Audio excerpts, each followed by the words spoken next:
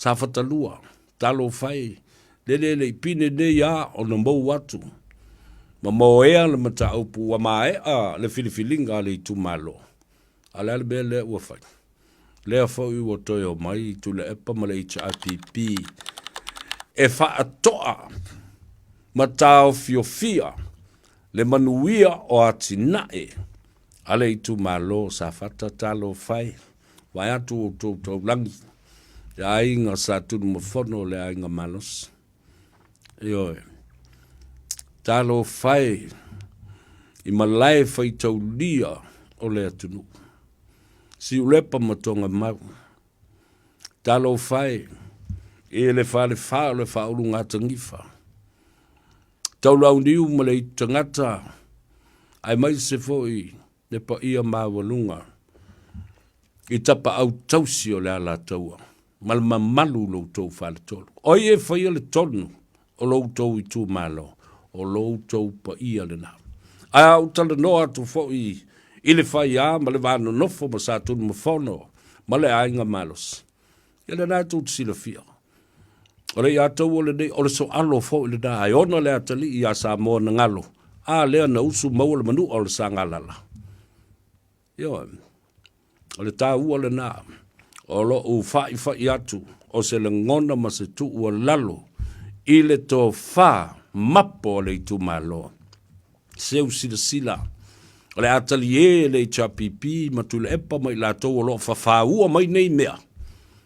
Ai tu sa meme ai.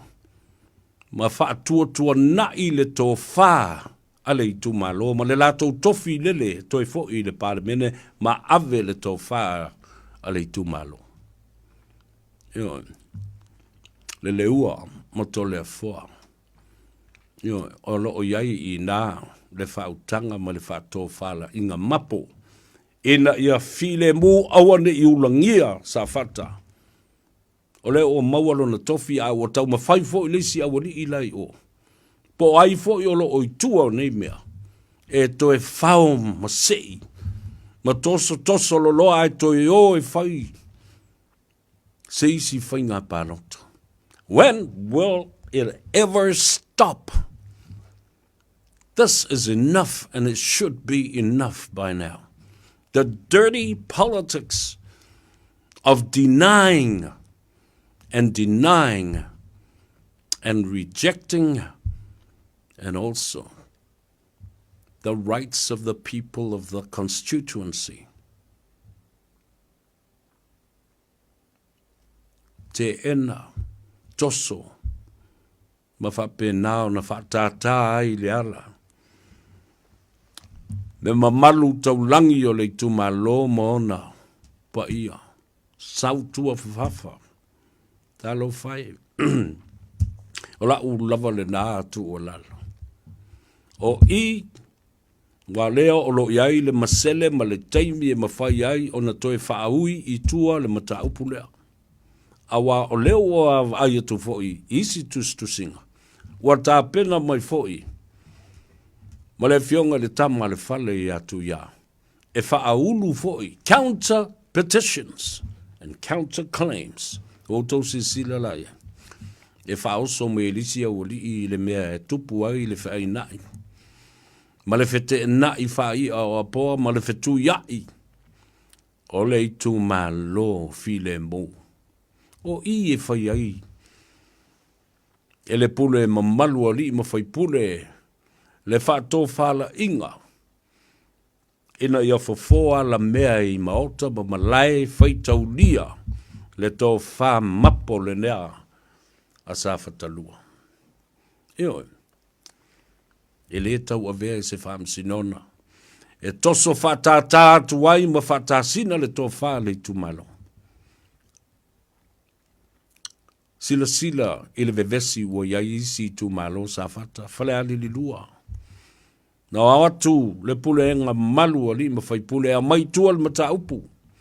Ta alo tama a uso, aia. Intervene ma whaalave lave, oso whaalava i le moa. Ia le vaenga whaafai. O whea la o iai lea ia ta tau le tau te pese ma lau vivilu ai nei. o lo o tau pui puia. E se sila, o le ia tau le asafata. O le tō whāfu le asafata. Ia. O le amana o ai, o le maia, o le whamsinonga. Talo whae. We have learned so much from different other constituency, and especially au tautala to fo I le itumalo. Langa o le whale ali li mau yo I. Au liu. Yo. A lea, o lea whai mai o ele vaenga whai, a le hrpp. Ma le tolu ale nei o waipe ano whatu. Toi tolu a sui alo I ala ia o le hrpp o.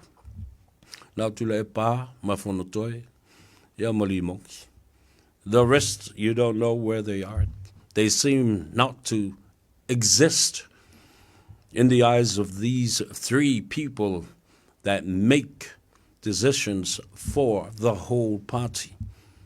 Ia, e mana ia nasi I whanongolongo mai ai, ia le mamalu le itumalo. Tulo, ina ia talo ai, se whanotanga. Whalelei le itumalo. Tau fia I ma le pule le whaamsinonga ina. Ua autasi le whautanga. E leo I se whaamsinonga. E leo I se whaamsinonga. Ia talsia ia. Ia o atu le asfareile o le neiva yaso ma le whaiunga le neiva yaso. Ua tafa se wha moe moe. Ia po o se finangalo foi po le tō wha I le itumalo. E ia wha tātia ese.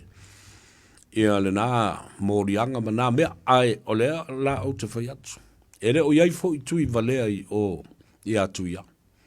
Lea foi tilo atu I tu singa.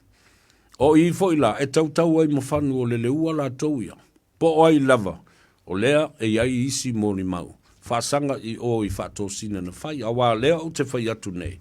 Ina ua whafonga le atu nu ua e maa tala tala. Ma whasoa ma le fionga le tama le whale I atu ia. Le ai se pene apa. Le ai se mea ai, le ai se tau mawha. Le o lava le whaife au le whaia. Se lafa o le whaife au tu aile. Pensini o lona sa. E o le to ai tau nuu. O le ainga whatuatua I le atua sa mo o tasi le aini lafo la unga na whaia. Le aini whangwai le aini tau mafa. Le ai fo I se komiti whafoe. A le fionga le tamare whale. O ai la tangata ia ua ole a wari I e whawhau mai aini mōni mau. O te matua I tatalo ina ia matua I mamafa ni whaasalanga. E whaia I le mata upule nei. Io. Tātou tatalo mole I tūmalo. Ia taulu, a ia ngalue.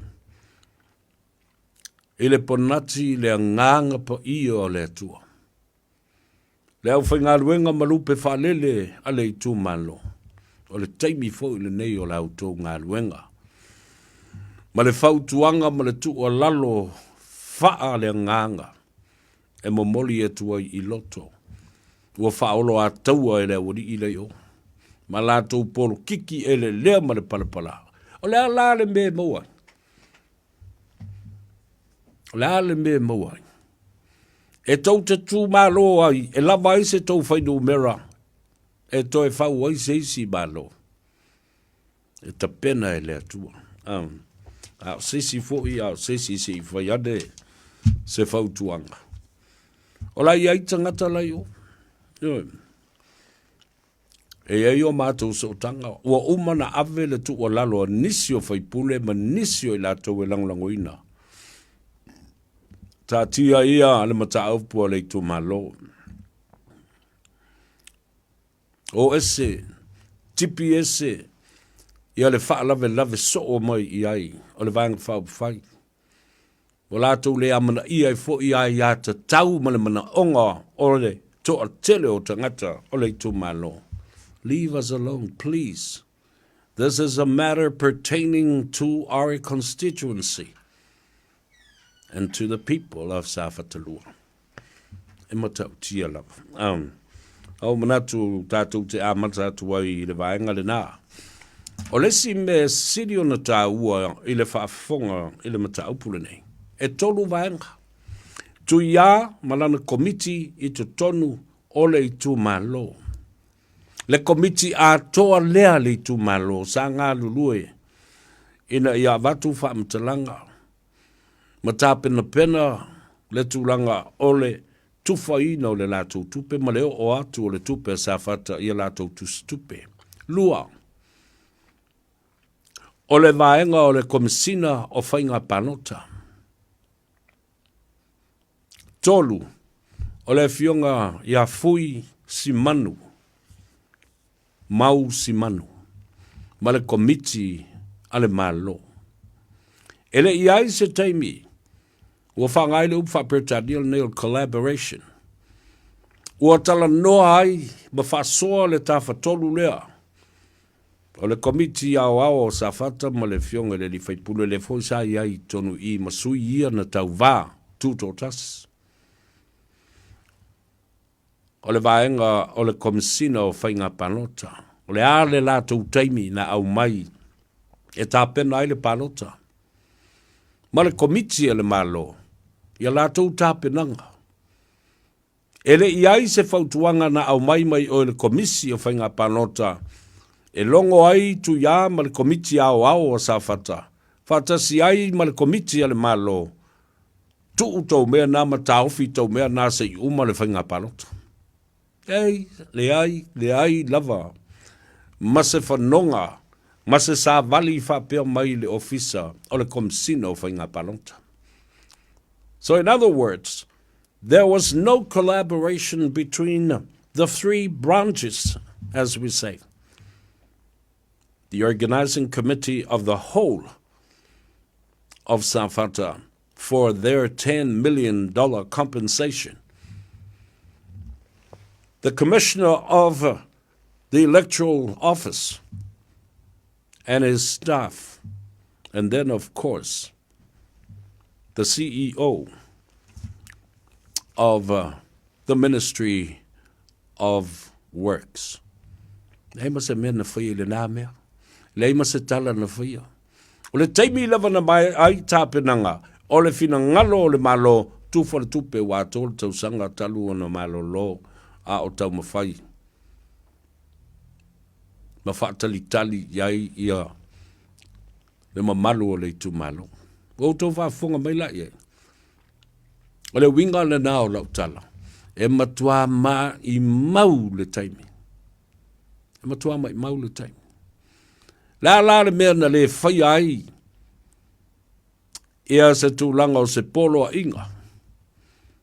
Why wasn't there a challenge from the Commission of the Electoral,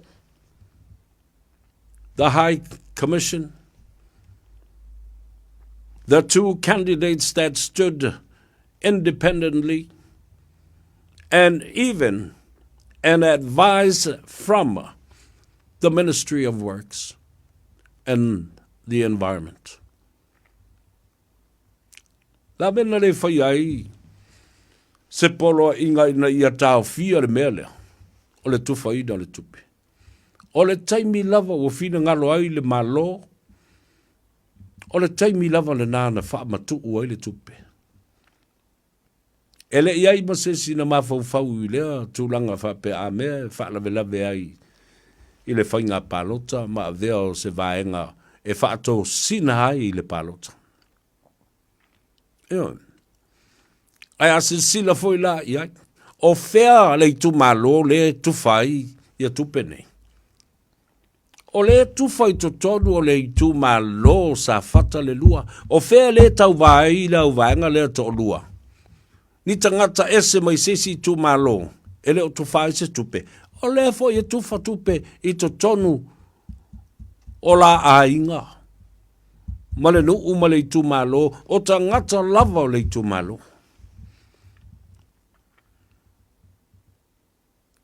O le ala le wingo lea mea mātanga o le au ne whai. Ele controlina. Pe pulea. E tu ia le tupe wa umo na mali lia iai. Ile au fa ingo le tupe e tasi le afe lua se la. Pe afa i sao. Na mali e uma iai mala ua ia na tuto tasi. O le itumalo e tasi le tau wama iai i la ua. Sa la iai le komiti fatasi matu ia. O le komiti le itumalo. Sa mali lie fatasi iai. O le taimi lava lea. So, which means timing frame wasn't a factor in dispersing this money and giving out $1,100 or 1,200 tala. There was it. Awal fasili na famsino. Na, ole tupe la ale itumalo ato, ele tupe atu ya. Ele I whea lua I tō tasi tu ia, ma se tanga tupe, ma tufa sa vali I le itumalo, maululu fale I ainga, lea nau tō whaafonga I ai. Le mai le tala tu ia e ale I ataua sa vea. E ataua, sa o ta ma mau lava, mai le ulu fale atu I nisi maota malawa, ni fale sa, nisi tangata. Le ai. Sa au nofo lava uia. I le polokiki lo fale ma lau. Whea la camera si e whea I ne e. Ale tupe ai. O tupe au tau ma lava I e tō. Sui tau wā umane. E le ise se siri atu sana tupe ai. Lai titi le tupe ales. O tō wā ai lai. A o meu whainga wha polokiki ele e lea o leo watu leile tupe. Wha pea o se tupe patino I o I le fast. Ia ele se tupe le fast o le tupe sa fata. O le lato compensation na maua mai na ua ngoto le vai, le waa, le mana wanui. O I la lena I le komiti. Na nginga I le teimi o le komiti. Ni upu manitaanga, mani ngā yuinga, na whape I whai. Ia I eile tō wha wae. Manatu e te tau o na tau fia le tupe le tātou nuu se I mai le whai ngā pālota o na toi tuwha la ia lea. Nei se mea whapena. Wau te lo mea umane. O le a whesilingia ma sua ina. O le whesili wha le leo. Lalmena le whai isa upolo a ina. Sau fina ua fale tu la fono ina ia mawhai o na tau fia le tupele. Ai a oe to le fo. Sa whaisau fina ua. Ina ia tau fi le tuwhai no le tupe sa ia mai a le whai ngā pānota. None whatsoever. So there you go. Ia, o le fina ua le nā, te tau na whai ai le mea lea. Ale mea moni ala tau ia pa tātou wo e whatu langal mea. E le ai se whe au. E ai ia valea mai e fua. Wa le umana sau noa. Tu le pa ilunga lan whatal noanga. A o le I whauluina le tangi. A le ua. Nā le tala. Mai o le mea lea. E kaua ngā wha malosi mai a le ua. Sau le sui lea na tamo e sau e alue. Ave le tangi. Yoe, ave le tangi langa le ai sona avanoa e mawhai ai. Ona fina wina matau vā. Pea wha pe o lai tufa tupe. O lai tufa o malawa I tangata uma o le itumalo sa fata. Everyone. E le tufa na un tangata e lango. Ia tu ia. Ai le tufa ni tupe ia o lua le ua mato le fo. Everyone gets a fair share of the compensation of 10 million tala. Ia wanti lai. Ai whanongo longo mai tangata I whinaunga nei e whai. Talitonu iai. Leise mtau whapea nao o iluma le whaamsinonga whapea nao. Mai ei la ia lea. O se interim injunction. Whaale tu la whono e tau fia ai. Le tu mau le tu whaina o le tupe sa fata. Nobody ever challenged an interim stoppage to distributing of the money. Not once.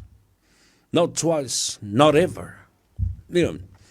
Le mea nā le la tūla I mai nei. Nā fwoi whaafonga mai ia le whionga le tā male whale. E le whai atu o se manatu ma se vai vainga. E le mea ngā I ai le whi ngaunga whale tūla whono le nei. Pe a whai. E le a vea I tū o le mata upu e teu te wai ma fofo ala mea.